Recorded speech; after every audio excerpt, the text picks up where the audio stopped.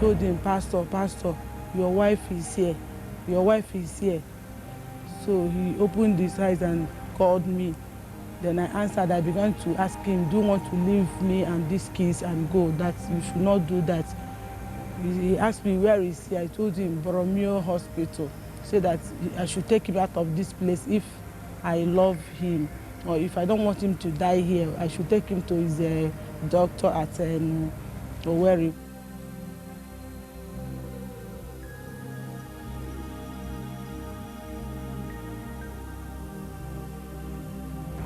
As we were going, my husband called me that I should take care of the children and the ministry, that he has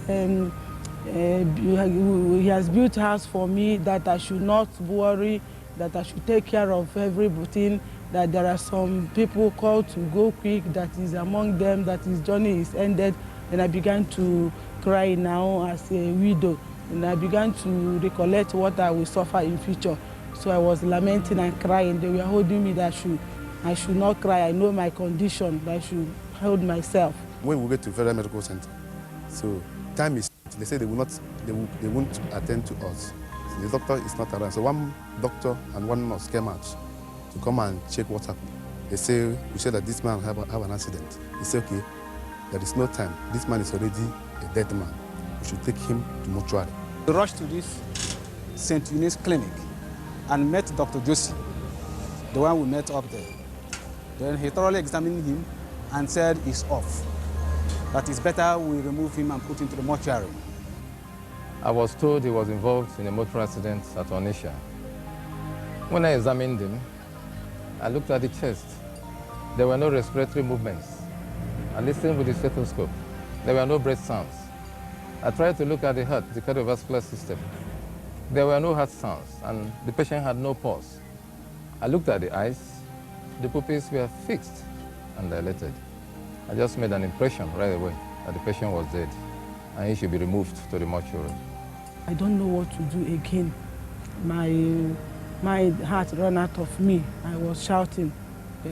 Hence their village is close to Owerri. I told them, let us run straight to their home and inform his father that his parents is at home. We proceeded to their hometown. Then when we reached there, his father came and joined us. Then in the night, midnight of that Friday, the wife came here with the dead body. After seeing it, in order to avoid crowd of people, I took him with the wife to the mortuary.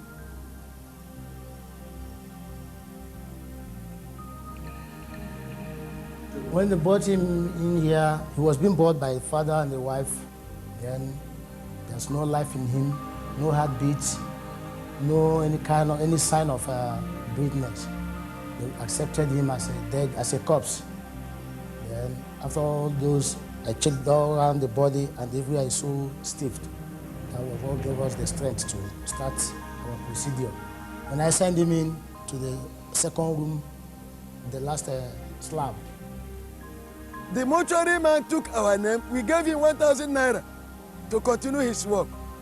Then on Saturday, I left here to Onitsha again to bring home the children and the wife and my own first son that is living at Onitsha. I brought all of them home here. As I brought them, we were here sleeping together before the wife cried. But I began to call upon the name of the Lord. I began to remind God of his promises. And number one, this year, God told me in Isaiah 61 that I shall not experience any violence in my home again, that I shall be called the city of the Lord. So when anything that happens, I will hold God on that word. I say, this is one of the violence, it has come again, and you promised me that I will not experience them again. Why this one? So that is always motivate me to hold God firm, so that that violence will disappear from my way. And another verse that always appears to me is Hebrew 11:35. Women receive their dead bodies to life. So the moment I read this place, it always put force in me to hold God and act. So that night, when I remembered all these things, I said, no, it cannot happen. I must do something to prove God again. On Saturday, while we were sleeping in the night, the wife of my son, for I took him to the mortuary. He said, the woman said that the husband is disturbing her, that they should carry her to Onitsha for Reverend Bucky.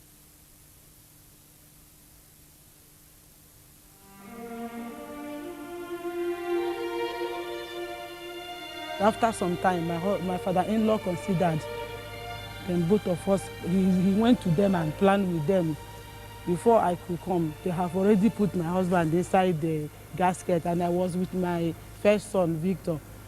So when we reached there, I hid the child somewhere so that he will not see the father, because as he questioning me, where is my daddy? I told him, your daddy is in the village. When we reached the village, he asked me, where is his daddy? I told him he's at Onitsha. So I was deceiving the little boy, and he was crying. So the moment they put him inside the ambulance, they pushed him. I ran inside the car, with the front side, with my son and with his brother. So we started coming down to this place. When we reached at the GRA, I saw somebody. I asked them, do you know if Bonke has come? Bonke was here on the 2nd day of December 2001 to commission the Kingdom Life World Evangelism, which is the evangelistic arm of this great ministry.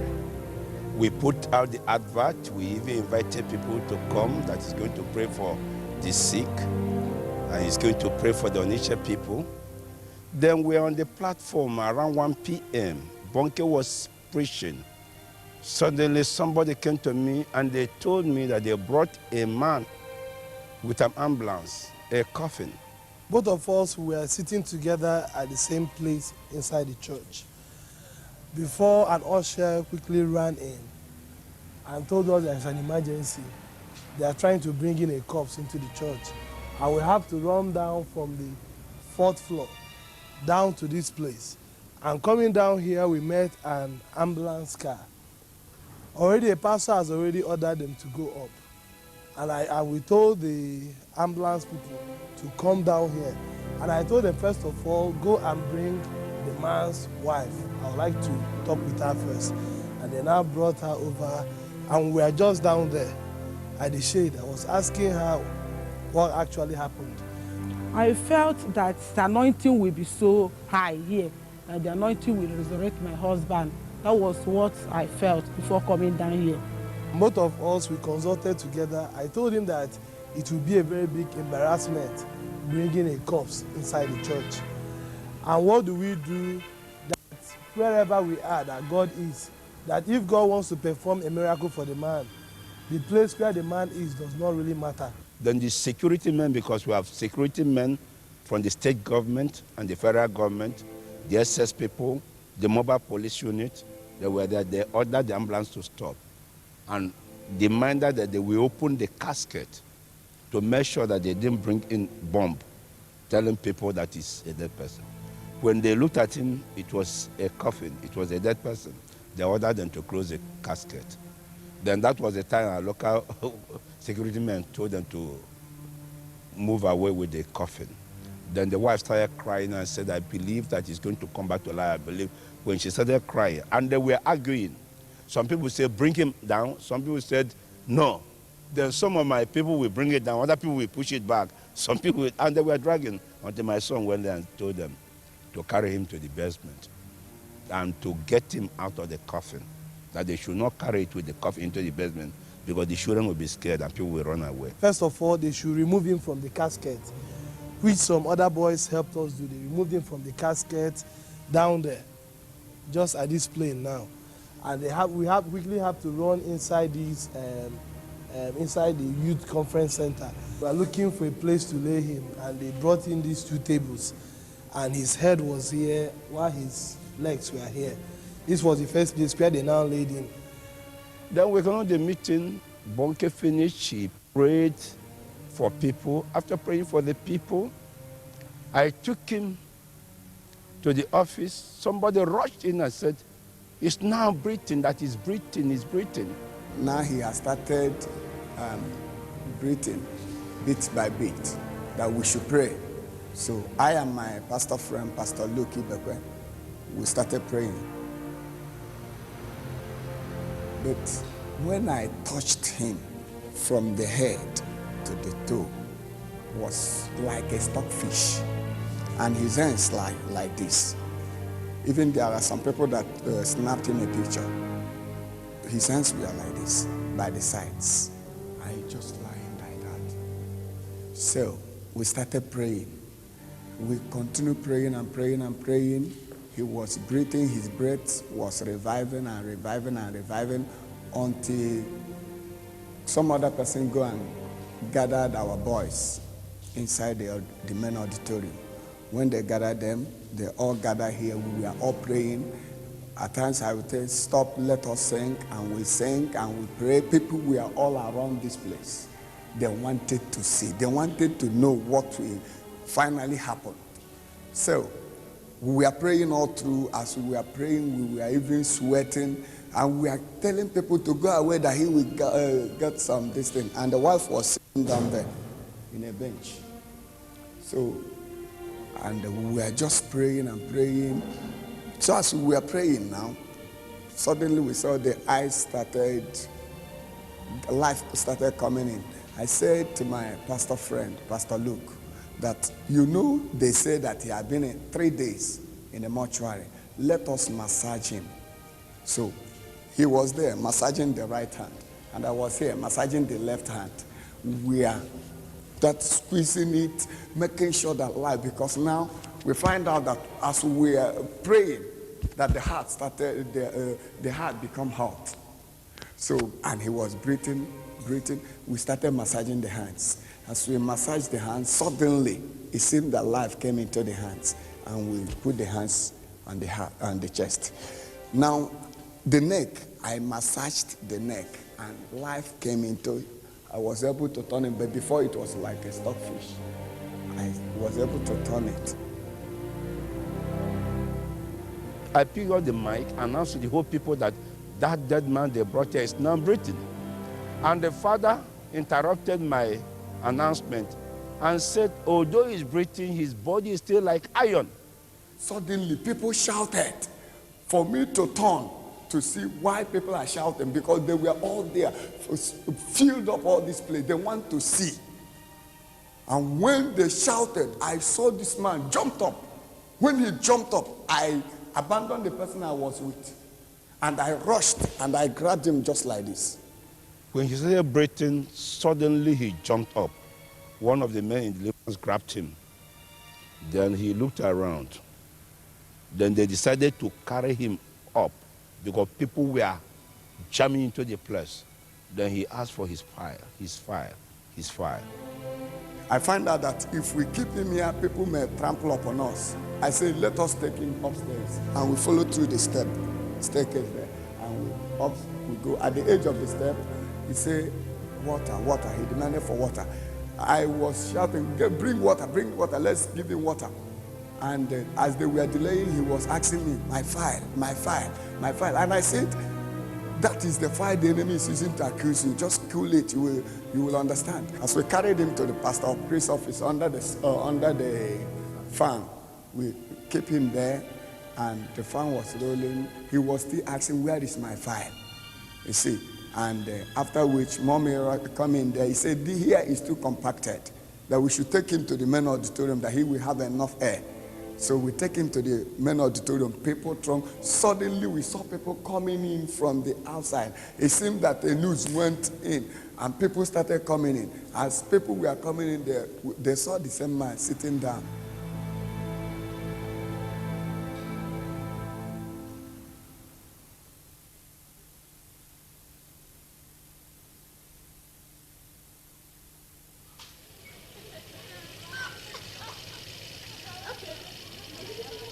I went back to my village with a ram. I gave it to my father, and I told him I'll be coming back with bags of rice because of the Christmas. So on my way coming back, getting to my house, there's a very big valley. The valley is very, very much. So on my way getting to that place, the brake of my car failed. I missed this car, 238. So I tried to control the car. I couldn't.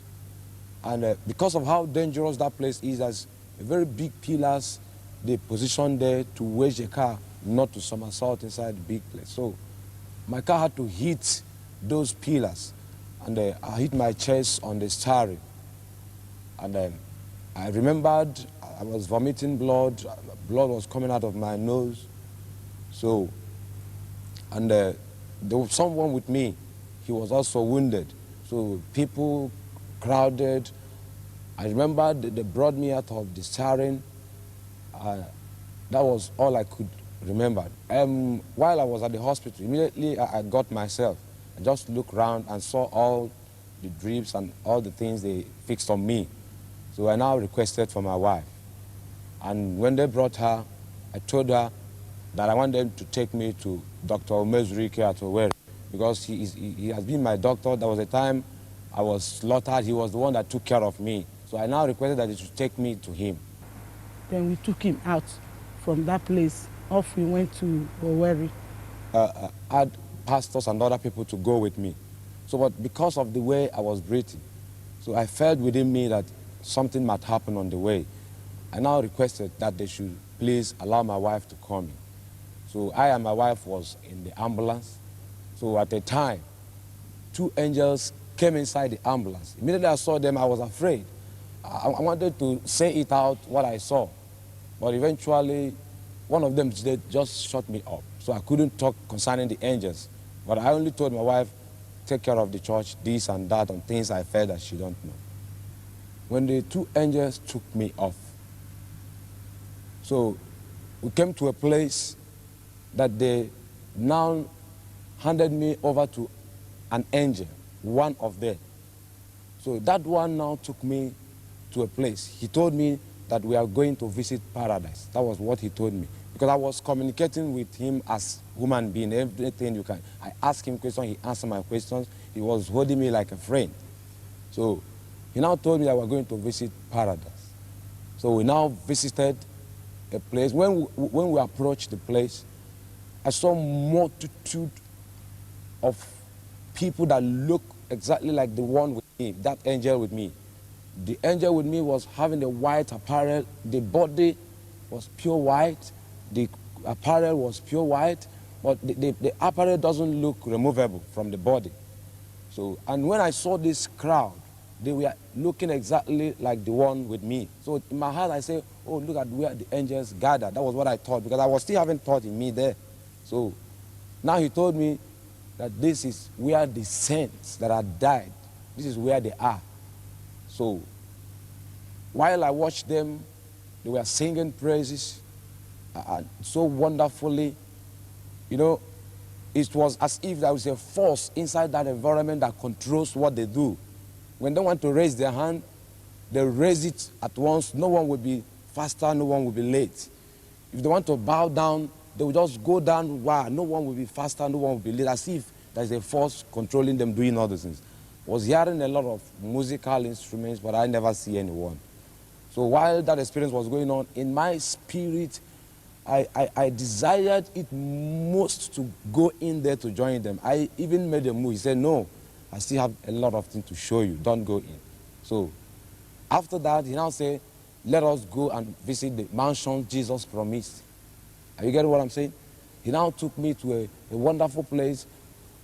In fact, what I saw there, I don't have anything to describe it. It was so glorious, very wonderful mansion. You look at the building, you look like glass, look like gold, look like whatever. Even the flowers there were looking like gold. So, you know, when I was looking at that place, he now told me that Jesus have finished the mansions, but the saints are not ready. He now said, now let us visit hell. That was the last district. Now, that's one thing that happens. From the paradise, whatever he says, we appear to the place. We never fly, we never move. Immediately he said, let us visit the mansion. In a twinkle of an eye, I just found a place that looked like that mansion. So from that mansion, he now said, let us visit hell. In a twinkle of an eye, we found ourselves the place. So immediately we approached the place. That gate was so big, so large. They wrote on top of it, welcome to the gate of hell. As soon as we got to the place, the angel just raised his hand like this, waved it down, and the gate opened with a wonderful noise. So immediately the noise, the gate opened. I started hearing lamentations. So I now looked inside. I saw people like us here. They were having the same, they were putting on some clothes, the same flesh. Some are black, some are white. They just looked like us outside what I saw in the other side. So they were shouting. There was a lot of pains, a lot of torment, to the extent that immediately that gate was opened. It was as if they were seeing me. And I don't even think that they were seeing the angel with me, because I was standing with the angel, because they never asked the angel to help them. They was asking me for help, shouting. And I remembered one wonderful one, because I'm a pastor, so that one touched me so much. He was shouting, I'm a pastor. I only ate church money, that I'm ready to refund. Immediately he just wanted to say, I'm ready to refund it, that I should help. That force that we are tormenting, I never see any fire there. I never see any flame here. But the torment there looks as if people, that they are inside fire. All these things the angel was telling me, I was writing them down in a file. The angel gave me a file and a pen. I was jotting all of them down. Even when I walk here, I remember, that was the first thing I remember, that file. I asked them, where is my file? They couldn't understand me. So all those things I saw, I jotted them down, but it was later I realized that the file might be my memories and all that. So while I was shouting, asking him for help, he said that I have another chance to go back. He mentioned this, that the request of the rich man in hell had been granted to this generation. I didn't understand it. It was now that I woke up, I read the Bible, I realized that the request was, the rich man was requesting that a dead man should be sent back to the world. So he just said that the request of the rich man have been granted to this generation for the last warning. He said to me that he's giving me opportunity to go back for the last warning to this generation.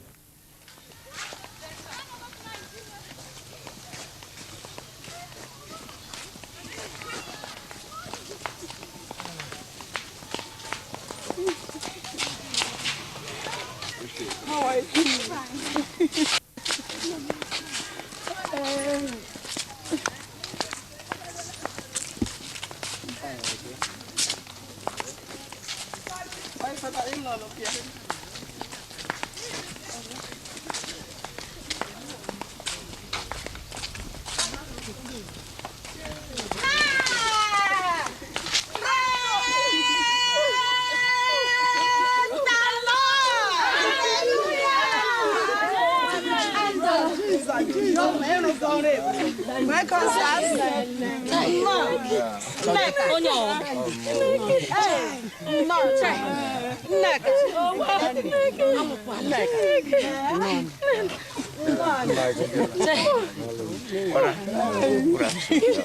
Highly welcome. Welcome.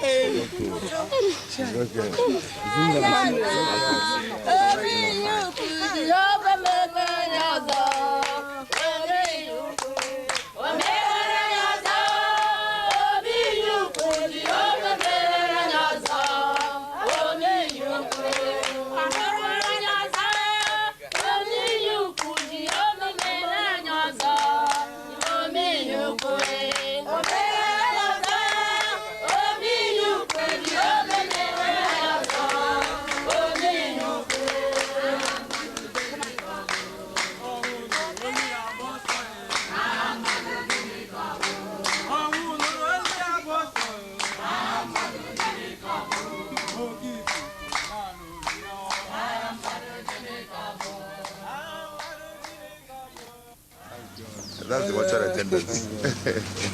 Thank God. Hey. That is good.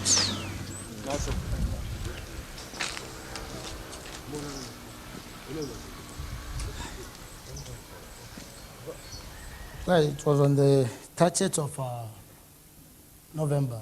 That was a Friday night. Then he was being brought here by the father and the wife, then with a red Volvo ambulance. Then when I handed over, they handed me over the corpse, we lay him down here for first examination. Then when they left, I filled the forms, every necessary arrangements. I give them the tally as normal procedure, and they left. Well, this is the mortuary. And this is room 2. This is where we laid him. On top of this slab is where we laid him. That very night. So this is the coffin where he was being put from here to Onisha. Where he was being raised again.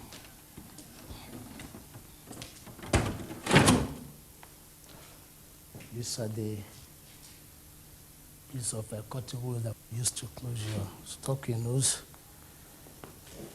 Stockings for your leg, and the hand gloves that we used to close your. And during the day, that was the day for Sunday.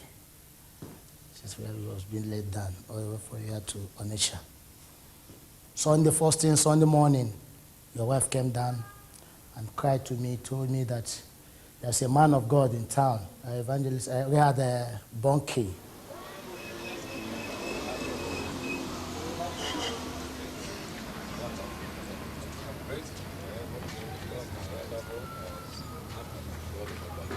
Well, it's shocking.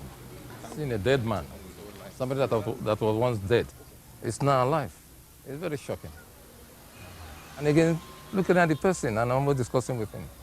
To God, all glory should go.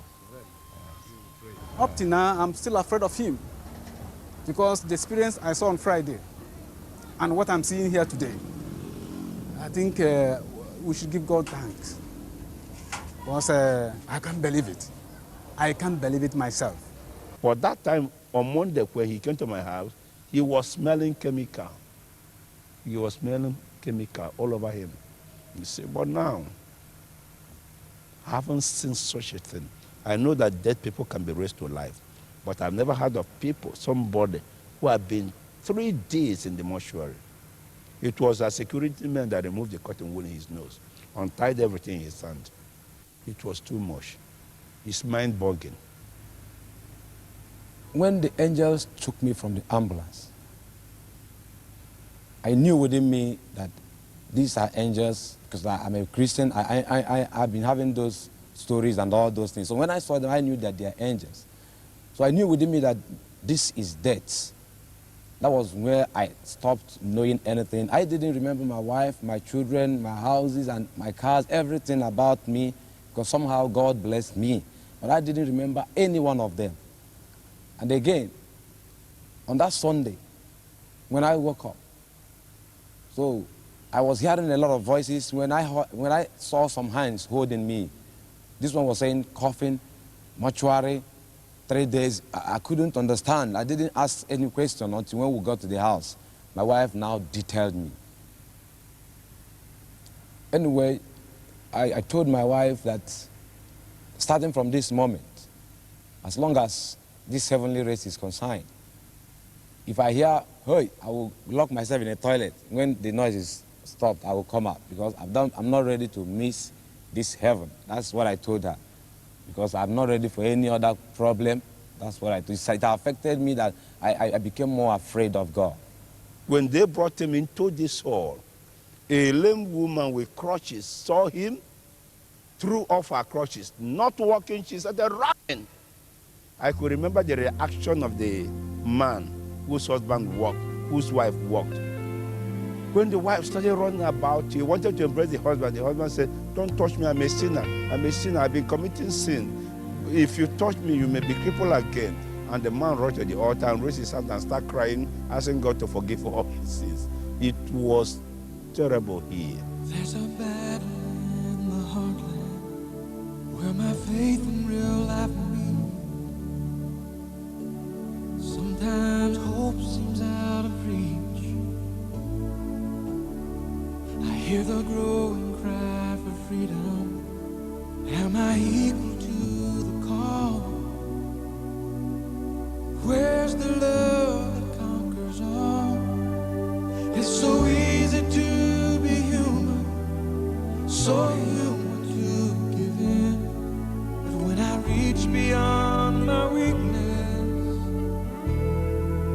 I'm reminded once again, the power is still where it's always been.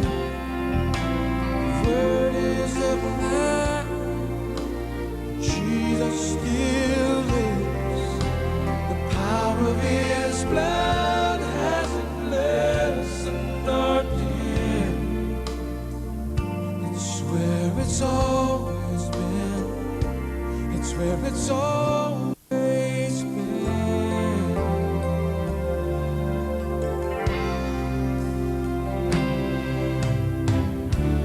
Where's the passion for the mission? Where's the fervor of our faith? Where's the evidence of grace? Where's the love that finds compassion in the sea of human need? Where's the truth that sets men free? In a world that holds no answer, every heart will someday find that everything they've longed for has been there all the time. The power is still where it's always been. The word is alive. Jesus still lives. The power of his blood hasn't lessened or dim. It's where it's always been. It's where it's always been. There's a cross that I can hold to. There's a reason to believe. There's an empty grave that's calling out to me. Power is still where it's always been. The word is alive. Jesus still lives. The power of his blood hasn't lessened or dimmed. It's where it's always been. It's where it's always